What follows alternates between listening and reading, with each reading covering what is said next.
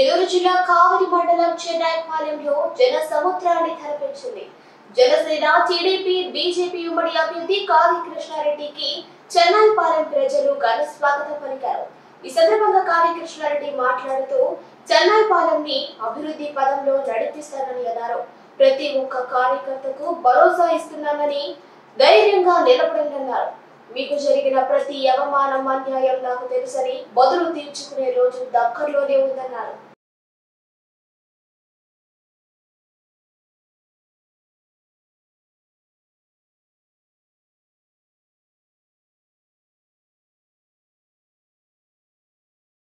ఏ ఒక్క కృషి చేయనటువంటి ఎమ్మెల్యే నాకు ఒక అవకాశం ఇవ్వండి, నేను ఒక రైతు బిడ్డగా మీకు అందరికి హామీ ఇస్తున్నా.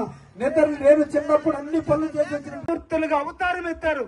విష్ణు, శివుడు, బ్రహ్మగా అవతారం ఎత్తి ఈ రాక్షస సంహార. నెల్లూరు జిల్లా కావలి మండలం చెన్నైపాలెంలో జన సముద్రాన్ని తలపించింది.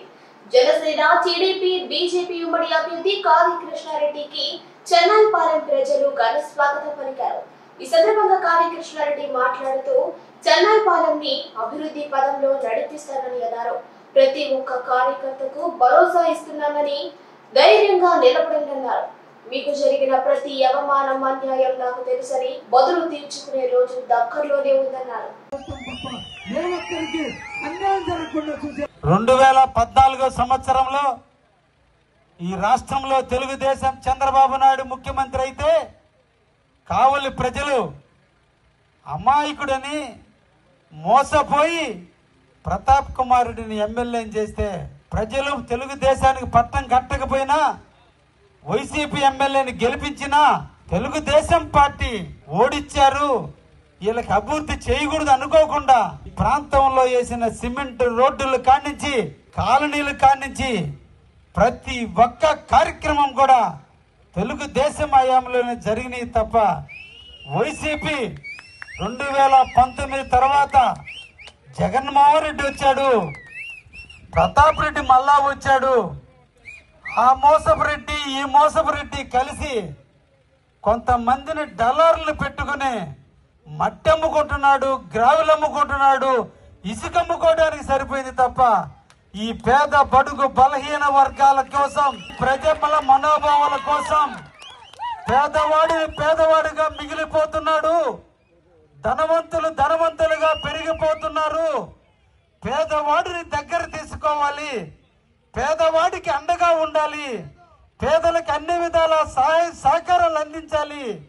ఎక్కడ పేదవారు నివసిస్తుంటే వాళ్ళ అవసరాలు తెలుసుకుని వారికి అన్నిటికీ అండదండలుగా ఉండాల్సిన ఎమ్మెల్యే ఏ ఒక్క రోజైనా ప్రజలతో కలవటం కానీ, మీ ప్రాంత అవసరాలు ఏందో తెలుసుకోవటం కానీ ఏ ఒక్క కార్యక్రమం చేశాడా?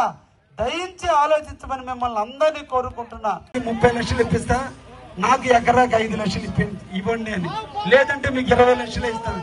అంతటి కమిషన్ ఏజెంట్ గా బతికే ప్రతాప్ కుమార్ రెడ్డిని సాగనంపాల్సిన అవసరం మనందరి మీద ఉందని కూడా ఈ సందర్భంగా మీ అందరికి కూడా తెలియజేస్తూ, అందుకనే కాలాతీతమైంది. కరెక్ట్ గా 10 గంటలకి ఆపాలి. ఇది ఎలక్షన్ కూడా, మన ఎలక్షన్ చట్టాన్ని గౌరవించాలి.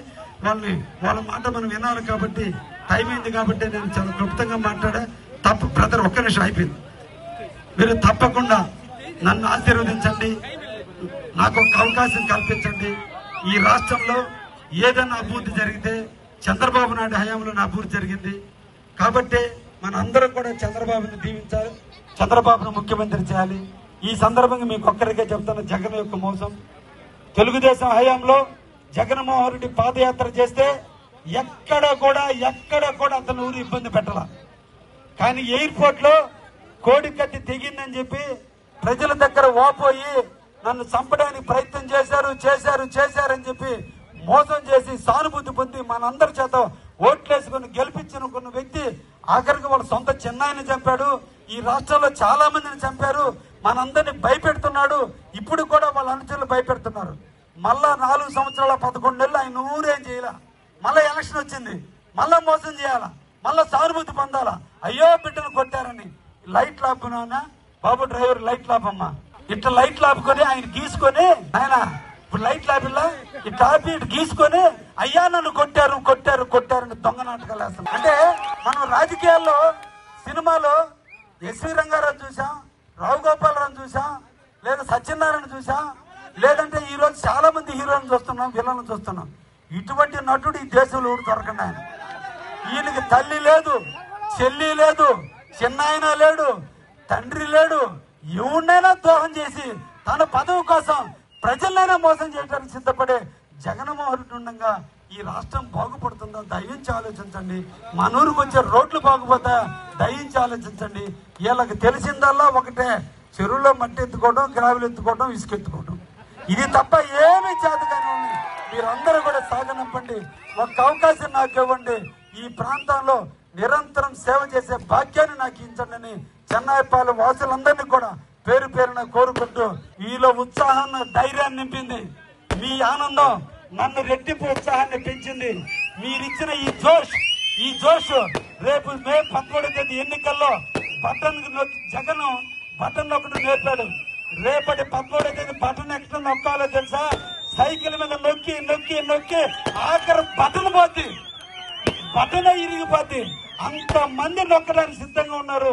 అంతటి మెజార్టీ సిద్ధంగా ఉంది. అందుకనే మనందరం కూడా తెలుగుదేశాన్ని గెలిపించుకుంటే ఇదే ఆనందం 5 సంవత్సరాల కాలం ఉంటుంది. అందుకని తెలుగుదేశానికి ఓటేయండి. నాతో పాటు వేమిరెడ్డి ప్రభాకర్ రెడ్డి గారిని ఎంపీగా గెలిపించండి అని చేతులెత్తి నమస్కరిస్తూ